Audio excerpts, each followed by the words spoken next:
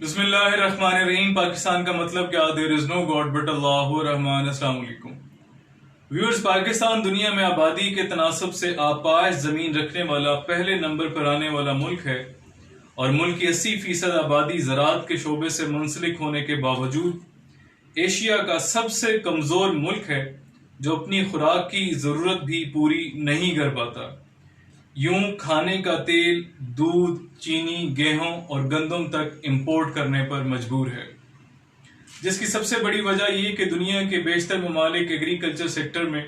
جدت کو اپنانے کے ساتھ اپنی پوری توجہ صنعتی شعبے میں صرف کر کے ترقی کر چکے ہیں، جبکہ پاکستان اور فلپائنز ابھی تک جاگیرداری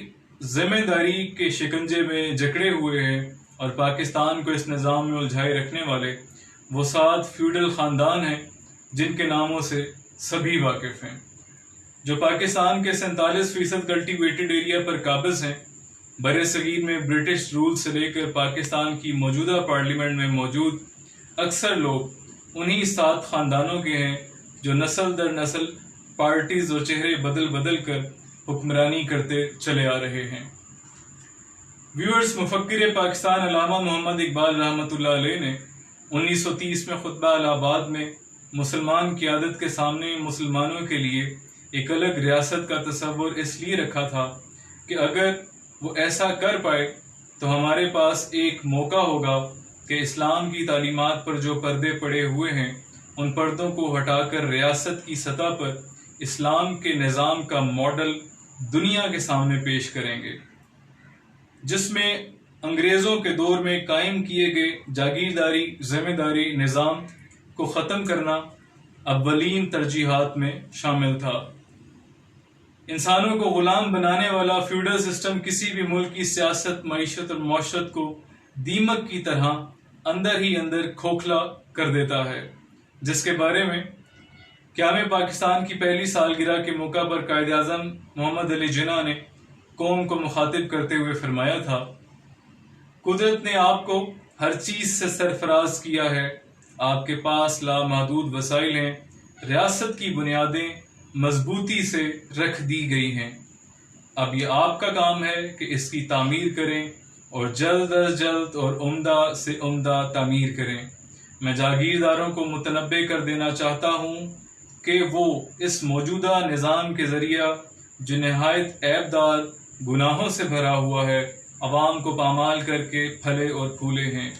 یہ سسٹم اتنا خراب اور اتنا برا ہے جس نے انہیں حد درجہ خود غرض بنا دیا ہے، اتنا خود غرض کہ ان سے معقولیت کی توقع دشوار ہو گئی ہے۔ عوام کا استحصال ان کی رگو پے میں سرایت کر چکا ہے، یہ اسلام کا سبق تک فراموش کر چکے ہیں۔ ویورز، ان جاگیرداروں نے قائد اعظم جیسی شخصیت کو بھی حد درجہ مایوس کر دیا تھا، کیونکہ قائد اعظم محمد علی جناح جانتے تھے کہ یہ وہ طبقہ ہے جنہوں نے زمینوں کے عوض مٹھی بھر انگریزوں کو پورے بر صغیر میں قبضہ کرنے میں مدد فراہم کی تھی۔ انگریز کے چلے جانے کے بعد کلمہ کی بنیاد پر حاصل کیے گئے اس ملک کی ساری زمینیں حکومت وقت کی ملکیت ٹھہرتیں، جس کے بعد تمام فارمرز کو برابری کی بنیاد پر حکومت پاکستان کی طرف سے زمینیں ایلوکیٹ کی جانا تھیں۔ اس زمین سے حاصل ہونے والی فصل میں فارمرز اور حکومت برابر کے شریک ہوتے، یوں نہ غذائی قلت ہوتی اور نہ کبھی Pakistan net food producer countries میں شامل ہوتا، یہاں تک کہ ہائیسٹ کلٹیویٹڈ ایریا کو پراپر یوٹیلائز کر کے جو ریونیو جنریٹ ہونا تھا، اس کے باعث پاکستان کو کبھی بھی بیرون ممالک یا بیرون ممالک کے مالیاتی اداروں سے قرضہ لینے کی نوبت آتی۔ یہ وہ اسلامک ماڈل تھا جو علامہ اقبال اور بانی پاکستان قائد اعظم محمد علی جناح نے امپلیمنٹ کرنے کے لیے یہ ملک حاصل کیا تھا، لیکن حکومتی ایوانوں میں بیٹھے وہی فیوڈل لارڈز کے ہوتے ہوئے یہ کسی طور بھی ممکن نہ تھا۔ اللہ تعالی ہم سب کی مدد فرمائے، آمین۔